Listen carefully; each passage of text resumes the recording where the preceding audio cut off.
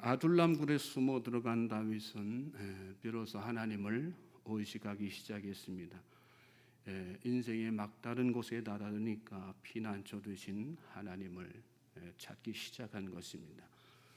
하나님께서 보내주신 친척들과 400명의 사람들이 하나님께서 자신과 함께 하고 계신 증거임을 또한 깨달은 것입니다. 여러분이 인생의 막다른 상황에 처해 있습니까? 그때가 하나님을 찾을 때라는 것을 믿으시기 바랍니다. 여러분이 혼자라고 생각하지 마십시오. 의식하지 못하고 살아서 그렇지 여러분 주변에는 이미 하나님께서 붙여주신 하나님의 사람들, 하나님이 여러분을 결코 포기하지 않으시고 여러분과 함께 하신다는 증거들이 넘쳐납니다. 하나님을 사랑하고 여러분 주변의 사람들을 그러므로 귀하게 여기실 수 있길 바랍니다. 그 사람들 중에 하나님께서 보내주신 천사가 반드시 있어요. 저희 집사람이 몇 년 전에 암투병으로 요양하고 있을 때 일입니다. 같은 방을 사용하는 40대 여성이 있었는데 예수님을 믿지 않는 사람, 하나님을 부정하고 예수 믿는 사람을 혐오하는 수준의 불신앙인이었어요. 매일 성경을 펴고 기도하는 제 집사람의 모습을 보고는 한 방에서 앞으로 생활하려면 딱 한 가지, 예수 믿으라는 얘기 자기한테 하지 마라, 그러면 된다.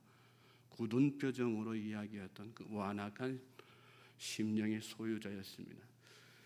나중에 세월이 좀 더 간 뒤에 회복 불능의 상태에 처했어요. 그래서 호스피스 병동으로 옮겨가고 죽음이 정말로 임박하게 되니 그때서야 복음을 받아들이고 예수님을 영접했습니다. 임종을 며칠 앞두고 이렇게 병문안을 했는데 제 앞에서 눈물로 회개했던 일이 아직도 생생합니다. 하나님이 나를 구원하시려고 하나님이 나를 끝까지 사랑하셔서 목사님, 사모님을 한 방에 이렇게 거하게 하셨는데 저는 그 은혜도 모르고 목사님과 사모님을 구박하고 악하게 행동했습니다. 그분은 살아오면서 범했던 자신의 모든 죄를 회개하고 병상에서 세례를 받았습니다. 구원받은 강도처럼 하나님의 은혜 가운데 편안한 임종을 맞이했습니다. 마음 문을 열어야 하나님이 보이기 시작하는 것입니다. 마음 문을 열 때 주변 사람들이 귀하게 여겨지고 서로 위로하며 또 격려하며 함께 믿음의 길을 걸어갈 수 있는 것입니다. 다윗 주변에 400명의 사람들이 모이고 다윗이 그들의 우두머리가 되었다는 소식은 사울에게도 전해졌어요. 오늘 본문 말씀 6절부터 보시면 사울이 다윗과 그와 함께 있는 사람들이 나타났다함을 들으니라. 그때 사울이 기브와 높은 곳에서 손에 단창을 들고 에셀나무 아래에 앉았고 모든 신하들은 그의 곁에 섰더니 사울이 곁에 선 신하들에게 이르되 너희 베냐민 사람들아 들으라. 이새의 아들이 너희에게 각기 밭과 포도원을 주며 너희를 천부장 백부장을 삼겠느냐. 너희가 다 공모하여 나를 대적하며 내 아들이 이새의 아들과 맹약하였으되 내게 고발하는 자가 하나도 없고 나를 위하여 슬퍼하거나 내 아들이 내 신하를 선동하여 오늘이라도 매복하였다가 나를 치료하는 것을 내게 알리는 자가 하나도 없도다 하니. 사울은 400명이나 되는 사람들이 자발적으로 그렇게 다윗 주변에 모여서 다윗과 함께하는 그런 상황을 바라보면서 자신의 대비되는 어떤 상황에 대한 탄식을 쏟아내죠.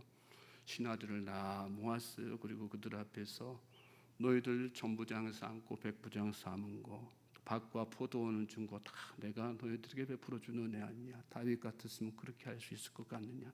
그런데 어떻게 자기 변에 서선 자가 한 사람도 없는가. 신하들을 책망합니다. 그런데 여러분, 엄밀히 말하면 신하들의 잘못이 아니죠. 왜 사울에게 이런 상황이 벌어졌을까요? 먼저는 그가 하나님을 떠났기 때문이죠. 또 그가 자신의 욕망을 위해서 사람 귀한 줄을 모르고 헌신자처럼 버려왔기 때문에 그런 것 아니겠습니까? 다 자신의 잘못인 것이죠. 9절부터 10절 말씀 보십시오. 그때에 에돔 사람 도액이 사울의 신하 중에 섰더니 대답하여 이르되 이새의 아들이 노베 와서 아히두베 아들 아히멜렉에 이른 것을 내가 보았는데 아히멜렉이 그를 위하여 여호와께 묻고 그에게 음식도 주고 블레셋 사람 골리앗의 칼도 주도이다. 유유상종이란 말이 있죠. 악인의 곁에 악인이 꼬이는 거고요. 불신앙의 사람 곁에 불신앙의 사람들이 모여듭니다. 도액은 자신의 출세를 위해서 오늘 말씀 보니까 야 때는 이때다 해서 거짓말을 서슴지 않습니다. 사울도 마찬가지죠. 자신의 왕권을 지키기 위해서 무고한 다윗을 음해했습니다. 하나님께서 요나단을 통해 가지고 대체 무슨 죄를 저질렀기에 다윗을 죽이려고 하느냐. 그동안 그의 마음을 돌이킬 수 있는 기회를 여러 번에 걸쳐서 주셨어요. 그렇지만 그는 끝내 돌이키지 않고 점점 더 완악함으로 다윗을 죽이려고 이렇게 애쓴 것이죠. 여러분, 친하다고 좋은 것이 아니에요. 좋은 사람이 가까이 있어야 좋은 것입니다. 그래서 하나님 앞에 우리는 기도할 때 늘 만남의 복을 달라고 기도해야지 되는 거예요. 하나님의 사람은 가까이 해야 할 사람과 가까이 하지 말아야 할 사람을 잘 분별할 줄 알아야지 되는 겁니다. 귀에 좋은 소리 한다고 무작정 신뢰하는 것이 아니라 귀가 아프더라도 하나님의 음성을 들려주는 사람, 그 사람이 좋은 사람입니다. 오늘 여러분 주변에 그런 사람이 있습니까? 귀하게 여기시기 바랍니다. 내 귀에 그냥 좋은 소리, 달콤한 소리 한다고 무작정 신뢰하지 마세요. 귀가 아프지만, 귀가 따갑지만, 마음에 차지 않지만, 그러나 그것이 하나님의 음성이고 올바른 길이기 때문에 간언할 수 있는 사람. 우리 믿음의 사람은 그런 사람들은 더 가까이 해야지 되는 거예요. 우리가 지난 시간에 또 시편 1편 말씀을 쭉 이렇게 봉독했는데 새벽 시간이지만 봉독하는 시간을 가졌는데 의인은 어떤 사람이에요? 하나님의 사람은 어떤 사람이에요?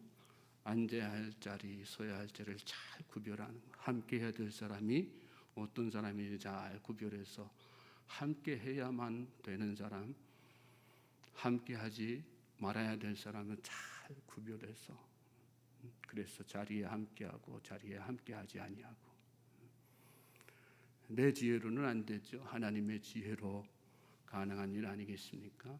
이 새벽에 하나님 앞에 그래서 하나님 저에게 만남의 복을 허락해 주십시오 기도하시고 어떤 사람이 나에게 유익한 사람인지 잘 분별할 수 있는 하나님의 지혜를 주십시오. 더불어 같이 기도하실 수 있는 믿음의 성도들 되시길 바랍니다. 11절부터 19절 말씀 보세요. 우리 같이 한번 읽어볼까요? 긴 말씀인데 시작. 왕이 사람을 보내어 아히두베 아들 제사장 아히멜렉과 그의 아버지의 온 집 곧 노베에 있는 제사장들을 부르매 그들이 다 왕께 이른지라. 사울이 이르되 너 아히두베 아들아 들으라. 대답하되 내 주여여 내가 여기 있나이다.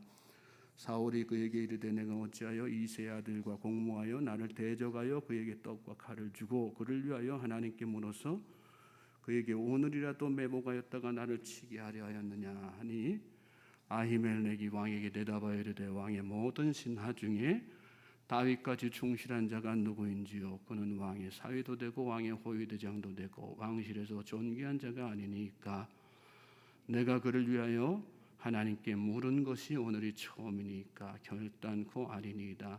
원하건대 왕은 종과 종의 아비에 온 집에 아무것도 돌리지 마옵소서. 왕의 종은 이 모든 크고 작은 일에 관하여 아는 것이 없나이다 하니라.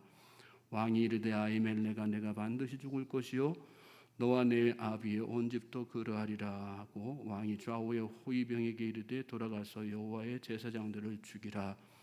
그들도 다윗과 협력하였고 또 그들이 다윗이 도망한 것을 알고도 내게 알리지 아니하였음이라 하나 왕의 신하들이 손을 들어 여호와의 제사장들 죽이를 싫어한지라. 도액의 말을 들은 사울은 이 아히멜렉을 부르지요. 그래서 그를 추궁해요. 아히멜렉은 자신의 자초지종을 다 사울 왕 앞에 이야기합니다. 그리고 사울이 가지고 있는 지금의 감정이 오해였음을 이렇게 낱낱이 이렇게 설득하고 이야기하죠. 그런데 사울은 그런 아히멜렉의 사실적인 이야기를 다 전해 듣고도 결국 어떻게 해요? 아히멜렉을 반역죄로 몰아가지고 죽이도록 이렇게 하죠. 여러분, 우리 살면서 우리는 누군가를 오해한 적 없습니까? 잘못된 선입견 통해 가지고 그 사람을 미워하고 또 분노하고 살이를 품은 적은 없습니까? 하나님 앞에 넉넉한 마음 달라고 기도하십시오. 나의 오해가 인간관계를 다 망치는 경우가 얼마나 많은지 몰라요. 여러분 마음속에 미워하고 시기하고 질투하거나 살이를 품은 사람이 있다면 하나님 앞에 그 마음을 제거해 달라고, 자신의 죄를 용서해 달라고 하나님 앞에 기도하실 수 있길 바랍니다. 예수님은 살인을 해서 살인자가 아니라 살인을 품은 그 마음이 이미 살인한 것과 똑같다. 간음을 해서 간음죄를 범한 것이 아니라 간음하려고 하는 마음을 품은 것 자체가 이미 간음한 것이다. 죄는 마음에서 다 시작되는 거예요. 그리고 그 마음에 죄가 뿌리를 내리고 잉태하고 열매를 맺어서 우리 삶 가운데 그 악한 열매들을 다 맺히는 거란 말씀이죠. 믿음의 사람은 그 악한 열매가 삶 가운데에서 드러나기 전에 하나님 앞에 자복할 줄 아는 사람입니다. 이 새벽에 그러므로 여러분 자신과 여러분 주변의 인간관계를 잘 돌아보면서 하나님, 이 새벽에 예수님의 마음 품게 해주세요. 넉넉한 마음 품게 해주세요. 오해된 것이 있다면 다 풀게 해주세요. 분노하는 마음도 다 내려놓게 하시고, 살인을 품었던 적 있습니까? 하나님, 그런 저의 모습 가운데에서 하나님 죄를 발견하게 하시고 깨닫게 하시고, 그래서 하나님 앞에 진실하게 기도할 수 있는 우리 모든 주의 백성들 되시길 바랍니다. 자, 그 뒤에 이어지는 말씀 보니까 그렇게 사울 왕이 신하들에게 명령했어요. 그런데 보니까 왕의 신하들이 손을 들어서 여호와의 제사장 주기를 싫어했다. 사울 왕은 아히멜렉이 제사장 가문이었기 때문에 그 모든 제사장들은 다 공범으로 몰아가지고 다 이렇게 한꺼번에 다 죽이라고 이야기했던 거예요. 그런데 신하들은 그들이 다 제사장인 거 알고 나는 그렇게 하나님 앞에 범죄할 수 없습니다. 양심의 찔림이 있었던 거죠. 그래서 손을 들어가지고 못하겠다. 나는 그렇게 왕의 명령 따를 수 없습니다. 그렇게 이야기한 것입니다. 자, 그 뒤에 이어지는 말씀 보십시오. 그런 상황 가운데에서 어떤 일이 벌어지나요? 왕이 도액에게 이르되 너는 돌아가서 제사장들을 죽이라 하며 에돔 사람 도액이 돌아가서 제사장들을 쳐서 그날의 세마포 에봇 입은 자 85명을 죽였고 제사장들의 성읍 노베 남녀와 아이들과 젖 먹는 자들과 소와 나귀와 양을 칼로 쳤더라. 그때 나선 사람이 도액이죠. 도액은 그런 상황 가운데에서 자기가 나서요. 다른 신하들은 다 못하겠다고 하는데 자기가 나서 가지고 사울 왕의 명령을 따라서 제사장들을 치는데 그날에 세마포 에봇 입은 자 85명을 죽였다. 무고한 제사장들을 85명이나 죽였어요. 그리고 제사장들의 성읍 노베 남녀와 아이들과 젖 먹는 자들과 소와 나귀와 양을 칼로 쳤다. 했습니다. 상상조차 하기 어려운 끔찍한 일을 이 도액이 나서 가지고 이렇게 딱 한 거지 않습니까? 저는 우리 교회 안에서 성도님들에게 나라와 민족을 위해서 기도합시다. 백성의 지도자들을 위해서 또 나라의 어떤 어려운 상황을 놓고 기도합시다. 그렇게 이야기하지 특정한 어떤 정치 집단이나 정치 지도자들을 놓고 이렇게 비판하거나 그러지는 않습니다. 자금의 우리나라에서 벌어지는 상황을 보면 정말 교회를 향한 핍박, 믿는 자들을 향한 어떤 그 압박이 그 어느 때보다 심한 것을 보게 돼요. 믿음의 사람들은 그런 모든 상황들, 되어지는 일들 보면서 영적으로 다 바라보고 깨달을 수 있어야지 됩니다. 저는 우리나라가 하나님을 믿기에 너무나도 자유로운 나라가 되길 바랍니다. 하나님을 믿는 사람들이 존중받는 나라가 되길 바랍니다. 함께 하나님 앞에 씨름하면서 그가 어떤 신분을 가지고 어떤 위치에 있든 하나님 앞에 무릎 꿇어 기도하는 그런 복된 나라가 될 수 있길 바랍니다. 우리가 열심히 기도해야 되는 이유예요. 나라와 민족을 위해서, 여러분 가정사를 위해서 기도하는 것도 중요하지만 나라와 민족을 위해서 정말 하나님 앞에 기도해야 되는 것입니다. 나라와 민족이 바로 서야 우리 믿는 자들도 마음껏 하나님을 섬길 수 있는 것이거든요. 그래서 주님도 위정자들을 위해서 기도하라 성경 말씀 통해서 우리에게 메시지를 계속해서 던져주고 계시잖아요.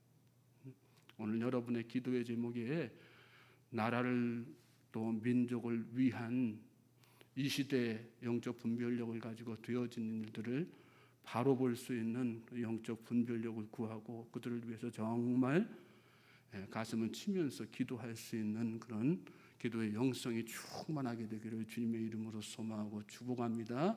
하나님께서는 반드시 응답하세요.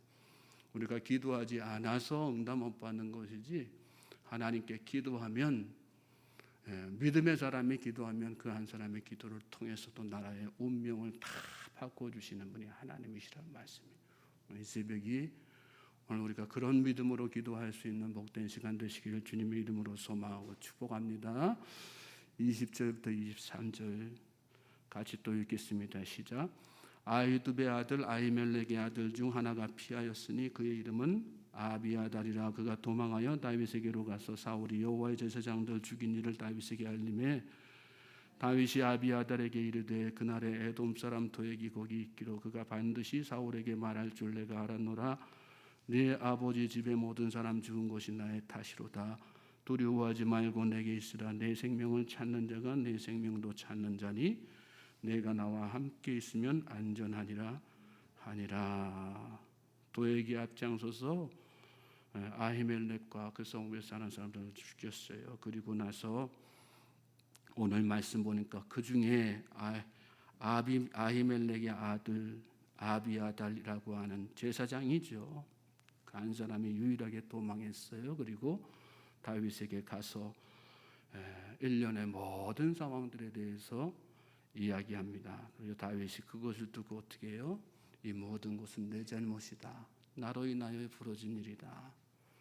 그렇죠. 앞서서 다윗이 아히멜렉에 가서 거짓을 고하고 자신의 생명을 연장하기 위해서 먹을 양식과 또 무기를 구하지 않았더라면 벌어지지 않았을 일인 것이죠. 그래서 자신의 책임을 통감한 거예요. 그리고 더불어서 두려워하지 말고 내게 있으라. 내 생명을 찾는 자가 내 생명도 찾는 자니 내가 나와 함께 있으면 안전하리라. 그 책임감을 가지고 아비아달의 남은 생을 자기가 책임지겠다, 안전하게 지켜주겠다 이렇게 약속하는 것을 오늘 말씀 가운데서 보게 됩니다. 믿음의 사람은 자신을 돌아보는 거예요. 깨어진 관계 속에서도 자신의 잘못을 먼저 생각하고 다른 사람에게 책임 돌리는 것이 아니라 자신에게서 책임을 졌습니다. 그리고 그 인정한 자기 자신의 잘못으로 끝나는 것이 아니라 그 사태를 끝까지 자기가 책임감을 가지고 이렇게 감당하고 해결하는 것. 오늘 우리의 삶이, 우리의 믿음의 모습이 그렇게 되기를 주님의 이름으로 소망하고 축복합니다. 우리도 살다 보면요, 거짓된 삶을 살기도 하고 또 하나님께서 싫어하시는 죄를 저지를 수도 있어요. 중요한 것은 나의 잘못을 깨닫는 거예요. 그리고 돌이켜 회개하여서 이후로의 삶을 하나님께서 기뻐하시는 모습으로 사는 것입니다. 그래서 예수님도 항상 병자를 고쳐주시고 자기 죄를 고백하면 뭐라고 말씀해서 너 앞으로는 다시는 가서 죄짓지 마라 이렇게 단속하시지 않습니까?